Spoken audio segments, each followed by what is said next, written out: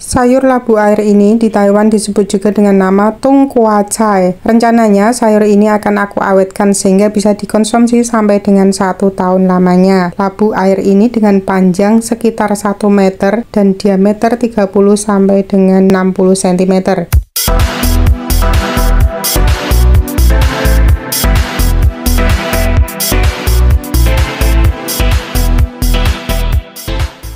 Pengupasan kulit dari tongkua menggunakan pisau yang seperti ini dikarenakan tekstur kulit yang begitu keras dan dagingnya yang begitu tebal sehingga kita harus menggunakan ekstra tenaga ya saat mengupasnya dan sangat-sangat berat. Ini kira-kira sebelum dikupas perkiraan beratnya mencapai sekitar 30 kg kurang lebihnya ya.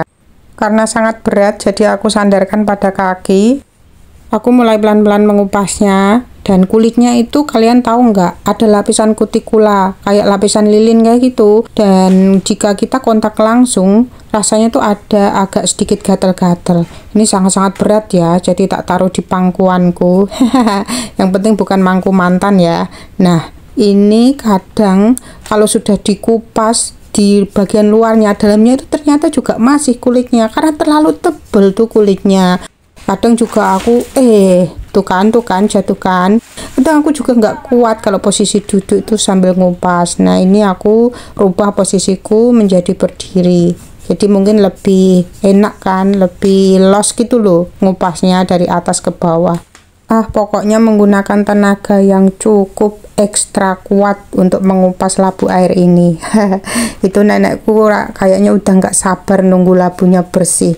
Nampak dia sudah membawa tas padi, menyiapkan untuk dasaran nanti labu putih yang sudah bersih, jadi tidak bercampur dengan kulit.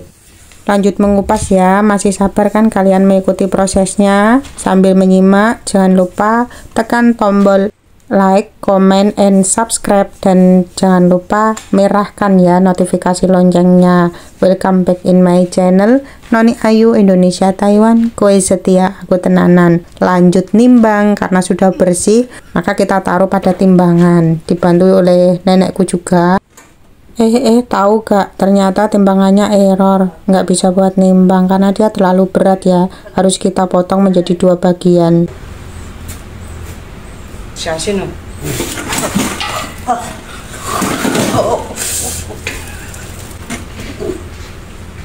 Cicin, kau kin. Oh, tuh, kau kin. Itu không aneh. Oh.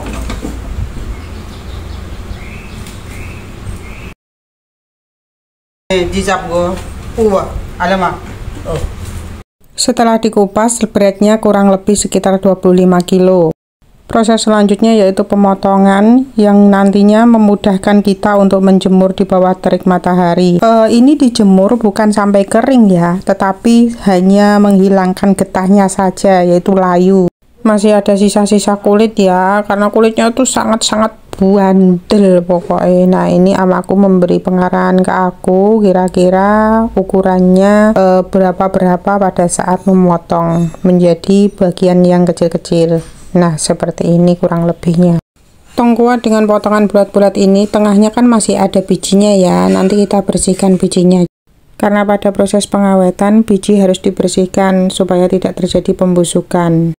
Dan pengawetan dengan cara proses alami ini nanti kita bisa manfaatkan ilmunya di Indonesia.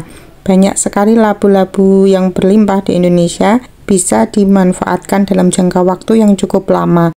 Setelah proses pemotongan selesai, nah ini hasil dari pemotongannya. Kelihatan masih ada isinya ya, dan ini kita akan segera mengeksekusi supaya tinggal daging buahnya saja.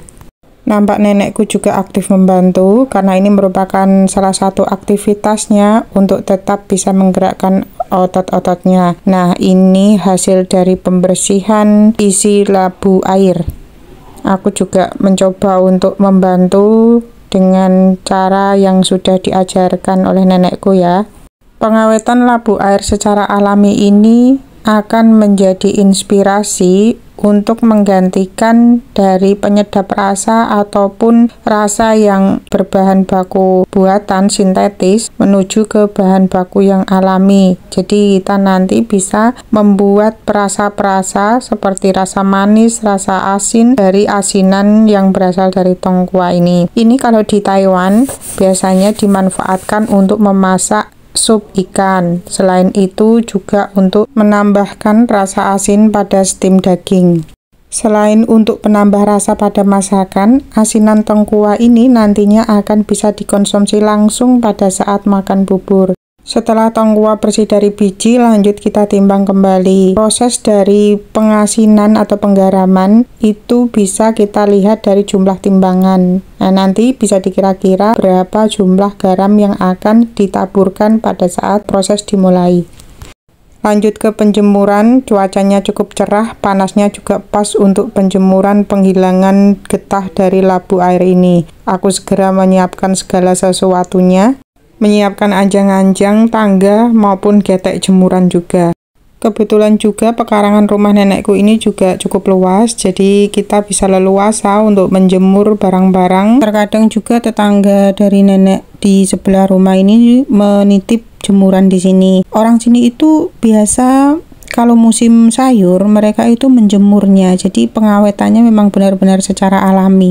Karena Taiwan itu musimnya ya, jika terjadi typhoon atau badai yang cukup besar kayak gitu, jarang sekali ada sayur yang berhasil untuk dipanen. Sayur yang berlimpah di musimnya, mereka mengawetkannya dengan cara dijemur itu. Jadi setelah kering, mereka masukkan ke dalam kulkas. Kalau musim dingin tiba, sayur-sayur yang kering ataupun sayur yang sudah diawetkan dengan cara fermentasi bisa dimanfaatkan untuk dikonsumsi secara langsung ataupun diolah kembali lewat bahan-bahan makanan yang ada.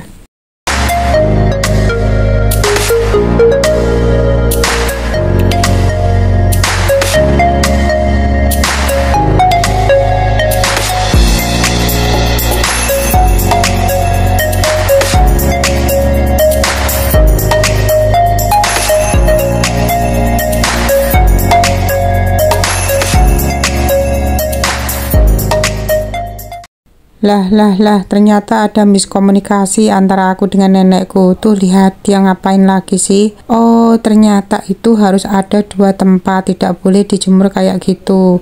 Penjemuran dengan 2 tempat akan memaksimalkan penguapan untuk menghilangkan getah dari labu air ini. Ternyata pinter juga ya nenekku, catet ilmunya, ilmu yang bermanfaat. Kapan lagi aku dapat ilmu seperti ini kalau tidak di sini? Oke deh, nurut aja apa yang diinstruksikan amaku. Mindahin lagi deh labu airnya di 2 tempat kayak gini.